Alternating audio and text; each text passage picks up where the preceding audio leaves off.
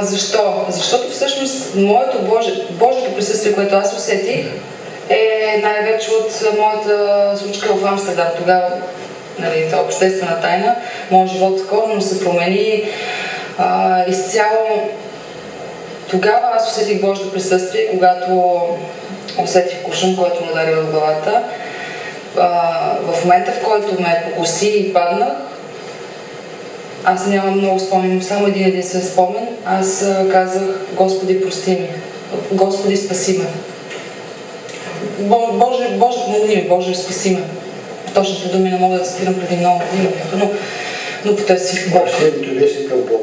Беше към Бог. Не беше мамо, помогни ми, или казах: Господи, помогни ми. Да. След това аз съм била в безсъзнание, не си спомням, но след дни, когато излизам от безсъзнание и започва леко да ми се стабилизира състоянието, аз разбирам през какво съм преминала и разбирам, че точно тогава, когато аз съм повикала Господ, Той беше там и сложи ръката си на моята глава. Аз усетих това. Реално тогава усетих Божието присъствие. Има много доказателства още, които бих споделила с вас. Аз рядко говоря за вярата толкова лично, нали? Защото е нещо много лично вярата. Нашата телевизия точно това преследва. Именно за това и давам. Защото хората искат да видят искреността. Да. Мотивацията на човека да не представя себе си, да представя Твореца, който го е създал. Смятам, че в това няма нещо, което да засраме нашето човешко естество, напротив. Смирявайки се в Божието присъствие, се прославя името на нашия Господ Исус Христос.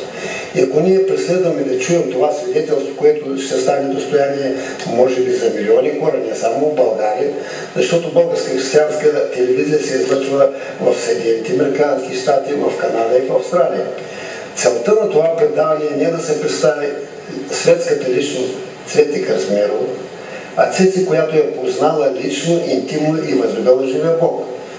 По принцип всички християни, които познават Бога, знаят, че чрез тяхното свидетелство и кръвта на Божият агнец ние побеждаваме този свят. И аз се благодаря за искреността, за интимните чувства, които ти желая да споделиш, неща, които не си споделяла, понеже светските телевизии търсят по-друг ракурс на изявата, когато се срещна с личността Цеци Кръстмирова. За съжаление се изкривяват думите, но човеци грешат хората. Ние сме способни да прощаваме и прощаваме. Аз не съм била вярващ човек, дори много пъти на тази тема съм имала много спорове и съм казвала: уважавам всеки, нали, с вярата си, който откъдето и в каквото и да вярва, но аз вярвам в моя Бог Исус. И следвам моя Бог Исус. И така ще бъде. Амин. Амин. За първи път ние със себе се срещнахме на събранието на Андрей Белегредов.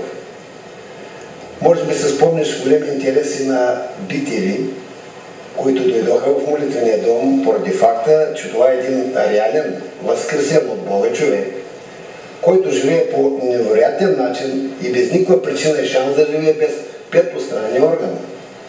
Това беше изключително голямо събитие за нашата страна България, което беше отразено по един правдоподобен начин от BTV.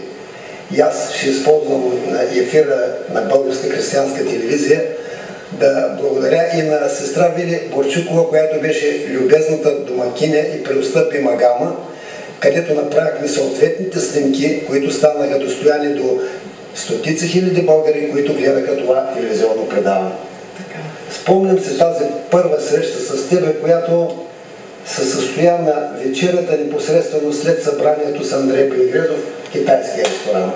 Точно така беше, спомням си много добре нашата среща, защото тя тогава, тази наша среща даде и началото на едно, всъщност, друго доказателство, за което аз мога да споделя, за което пак доста лично и ти знаеш и хората, които бяха на тази маса. Точно така. Аз тогава ви споделих, че моето дете в последните 7 години пие хапчета за епилепсия, много тежка, рядка епилепсия. Аз като родител минах през един кошмарен период от това, нали, детето ми да е предпазено, защото тя беше епилепсия, която се получава само по време на сън. Т.е. като детето спи. Минахме през хиляди изследвания, хапчета, сутрин, обед и вечер. Тя не беше... самото и десен, нали, обучението, когато първите години не можеше активно да се обучават, тъй като тези хапчета много потискаха и... Психопотискаше. Да, точно така. И отчаяно аз вярвах, ние много се молихме и аз вярвах с Вили Бушукова, с която говорим, че ние се молихме и вярвах, че ще се излекува моето дете.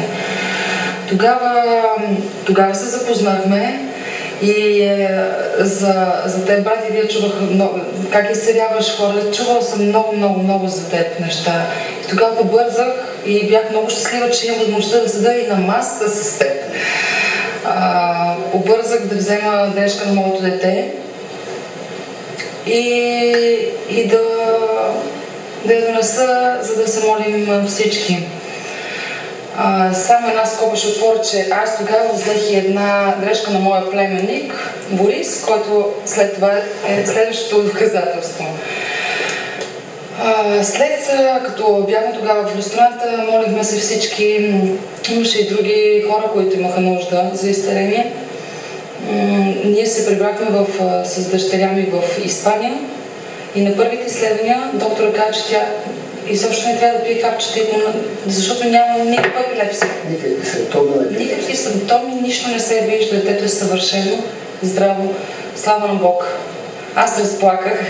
Ти му облече дрежката на твоето момиченце, но нека все пак да обясним на нашите телевизионни зрители защо точно дрежки. Ние, християните, се съобразяваме с нещата, които са отразени на страница на Светата книга Библия. За нас, вярващите хора, това е пътеводителят на абсолютно чистата истина.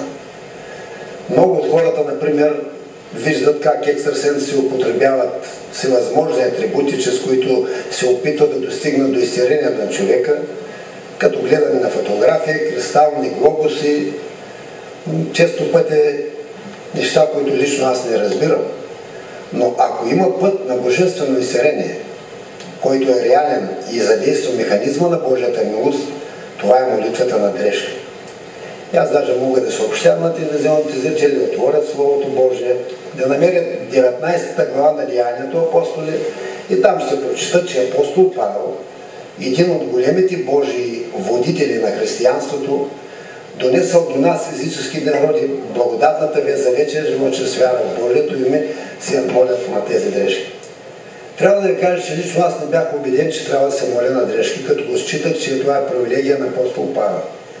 Но един ден, по подобие на Цеци Красимирова, една млада майка дойде при мен и каза, че нейната дъщеря е на смъртно легло.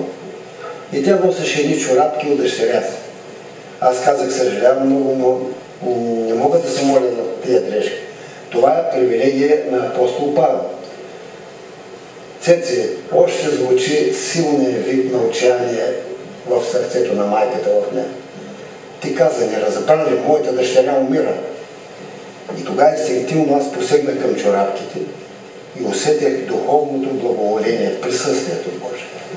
Допрях тия чорапки до гърдите си и се помолих за тях, както се молихме и за твоята дъщеричка. Ти го видя по същия начин за твоя племенник. Даже аз бях забравил да племенника, ти го напомни. Когато майката се връща в реанимацията и обува тия чорапки, на другия ден вратата на молитвения дом се отвори и тя вкара напълно изцелената си дъщеричка. Ние, християните, виждаме, че действа механизъм на божествената истина и не се съобразяваме с мнението на другите, които смятат, че и по друг начин може да се достига до хора. Така че искаме да продължим разказа с какво се случи, например, с твоя племенник. Аз би избегнал от първия тая работа и защо носи дръжката на него? Тогава, предишния ден, той беше доста по-малък, си играеше играл с някаква от малки играчки, разговяеми. И сипава в ушенцето, в ухото. При което започва да става инфекция, то влезе навътре, отиват при доктор и доктор така, че почти невъзможно да се извади това нещо. Вечерта изписват му антибиотици, там куп лекарства. моята сестра се прибра и аз тогава и казах, аз знаех за този проблем, защото от един ден. Казах, дай моля ти се на Боби една блузка, защото ще отида се бия с пастор Илия Миланов, който изцеляваше с грешки. И тя ми каза, не мога, защото той сега спи. И аз казвам, не, събуждаш го веднага, спаляш, дори не го събужда, просто му свали тениската и ми вали. Тогава се спомням, като вчера беше, как тя ми хвърли през прозореца. Взех на дъщеря ми и на моя племенник и отидахме. След това, след вечерята от китайски ресторант, аз първо отидах да оставя на Боби фанелката, като и пак и казах, спи, дори да спи, събуждаш го, искам да спи с тази фанелка сега. Тя ме... да ги носа в облечен. Да, така и казах, предадах и всичко. Тя ме облича, сутринта става, няма нито от детето. Отивах на доктор, няма тази, нямаше никъде на леглото. Тази играчка беше изчезнала. И доктор ни каза, това не може да бъде. Обикновено човек предизвика такава реакция, тя е нормална. Да. Така казаха и моите доктори в Холандия, когато аз останах с куршум в главата. Те след година и половина ми го махнаха в Германия. Те ни казваха, не може да бъде такъв случай, ние никога не сме имали. Това не е възможно ти да живееш. Това е Божието чудо. Лекарите са казали на теб, че това е невъзможно. И това е абсолютен факт. Медицината има предел и категоризира нещата с абсолютно точната фразеология и термин. Това може, това не може. Но Библията дава нещо друго. Неограничената възможност да допусне Бог да извърши това, което Той всичко може. Самият Бог е писал Словото Божие. Това, което не е възможно нам, човеците, е възможно на младия Бог. Ето това е свръхестественото действие, което е принудило лекари да се замислят как ти живееш, след като това е невъзможно.